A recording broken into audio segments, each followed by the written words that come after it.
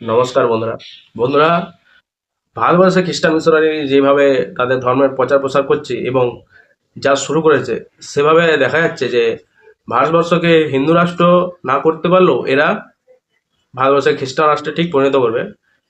সেই রকমই একটি প্রশ্নে আজকে আপনার সামনে আমি আলোচনা করবো। তার এখন পর্যন্ত যারা আমার চ্যানেল নতুন, চ্যানেলটি অবশ্যই সাবস্ক্রাইব করবে এবং যদি ভিডিওটি ভালো লাগে অবশ্য লাইক করবে।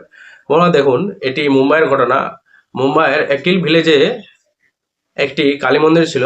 সেই কালী মন্দিরটে মাদার মেরি মূর্তি বসিয়ে দিয়েছে সেই কালী মন্দিরের স্থানে। তো এখানে যে পুরোহিত, ইনিও বোধহয় এর সাথে যুক্ত হয়েছে। কি হয়েছে না হয়েছে এটা এখন বলা ঠিক নয়, কারণ এটা ইনভেস্টিগেশন চলছে। তো মা কালীর মন্দিরে মাদার মেরি চলে এসছে, ভাবুন। মানে পুরোহিতকে আপনারা দেখতে পাচ্ছেন অ্যারেস্ট করা হয়েছে, খ্রিস্টকে, অর্থাৎ যে পুরোহিত আইডল ভ্যান্ডালাইজ। তো মানে এখানে পুরোহিতরাও এবং কিছু মানুষ আছে যারা অর্থের লোভে নিজের ধর্মকেও বিক্রি করে দিচ্ছে। তো টাকা একটা বিরাট ভাইটাল জিনিস, আমরা সকলেই জানি। বাপ বেড়ানা ভাইয়া সবসে বড়া রুপাইয়া।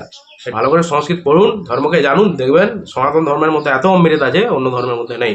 ধন্যবাদ, আজকে এই পর্যন্ত। আপনার সাথে দেখা হবে আবার পরে ভিডিওতে। ততক্ষণ ভালো থাকুন, সুস্থ থাকুন।